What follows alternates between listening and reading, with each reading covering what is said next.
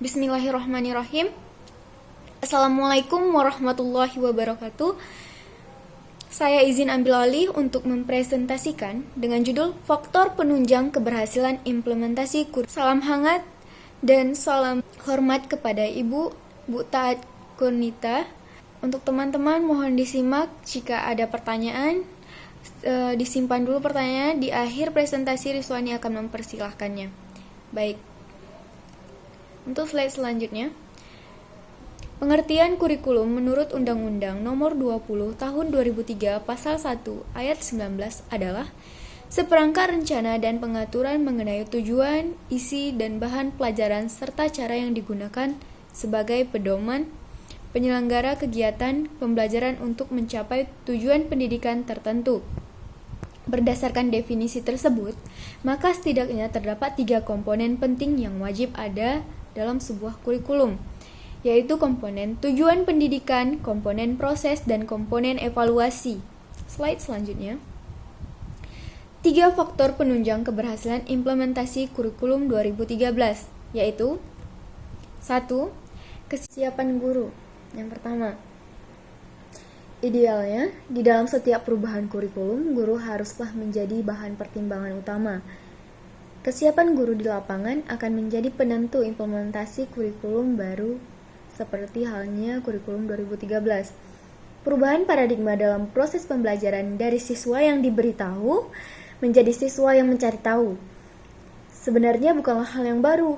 Kurikulum sebelumnya yaitu KBK dan KTSP dalam konsepnya juga menghendaki siswa yang lebih aktif di kelas. Seperti itu. Ketersediaan sarana dan prasarana sekolah.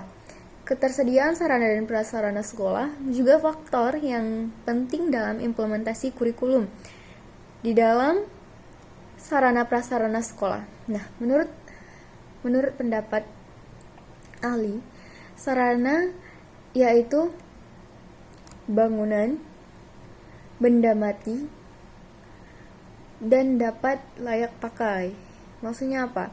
Di sekolah tersebut terdapat bangunan untuk lab, bangunan UKS, lapangan, ruangan belajar, taman untuk bermain, kantin, seperti itu. Nah, prasarana siapa? Prasarana yaitu orang yang memfasilitasi siswa tersebut. Misalnya siapa? Guru, penjaga sekolah, satpam, penjaga kantin, terus penjaga perpustakaan, seperti itu. Nah, di dalam sarana prasarana pendukung sekolah ada buku. Nah, buku tersebut ada 2, yaitu buku siswa dan buku guru. Merupakan salah satu bagian sarana implementasi kurikulum 2013 dalam proses pembelajaran, seperti itu. Di dalam sarana dan prasarana juga seharusnya untuk mengikuti masa 4.0 pada tahun ini, maka seharusnya sekolah telah memiliki lab apa? Lab komputer. Terus jika pendukung IPA, maka mereka harus memiliki lab biologi, lab kimia, lab fisika, seperti itu. Selanjutnya yang ketiga, ada input siswa. Selain kesiapan guru dan ketersediaan sarana dan prasarana, input siswa juga ikut mempengaruhi keberhasilan implementasi ke-13. Di dalam sebuah pembelajaran, terdapat 3 hal yang hendak diberdayakan, yaitu input siswa, proses, dan output. Input sendiri adalah siswa baru yang diterima di sekolah dan siap dididik atau diberdayakan. Sedangkan proses, contoh proses yaitu pendidikan formal. Di dalam pendidikan formal ada pembelajaran, pembinaan mental, pengembangan diri oleh pihak sekolah, pelatihan, penugasan, dan sebagainya. Selanjutnya ada output, hasil langsung dan segera dari pendidikan. Seperti hasil langsung kayak ijazah, yaitu hasil dari pembelajaran itu dia dapat ijazah, dia dapat pembelajaran, dia udah tahu. Misal nih, ijazah dari SD. Di SD diajarkan apa? Diajarkan cara berdoa, diajarkan cara menulis, diajarkan cara menulis, dia sudah mengerti cara menulis tidak bersambung.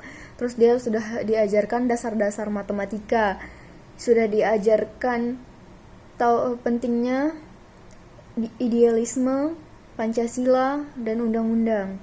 Nah, di situ dia sudah memiliki dasar. Itulah yang dimaksud dengan output tadi, hasil dari proses. Seperti itu. Implementasi adalah suatu tindakan atau pelaksanaan dari sebuah rencana yang sudah disusun secara matang dan terperinci. Implementasi pendukung K13 ada 3, yaitu kesiapan guru, sarana dan prasarana sekolah, yang terakhir, dan yang ketiga, input siswa. Dari penjelasan yang Riswani sampaikan, mungkin ada pertanyaan dari teman-teman, mohon ditulis komentarnya. Dan Riswani juga menerima kritik dan saran, sebab Riswani juga dalam masa pembelajaran.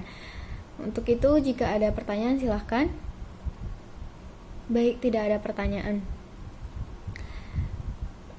Dengan berakhirnya presentasi Riswani, terima kasih atas partisipasi teman-teman semua. Riswani ucapkan wabillahi taufiq walhidayah. Assalamualaikum warahmatullahi wabarakatuh.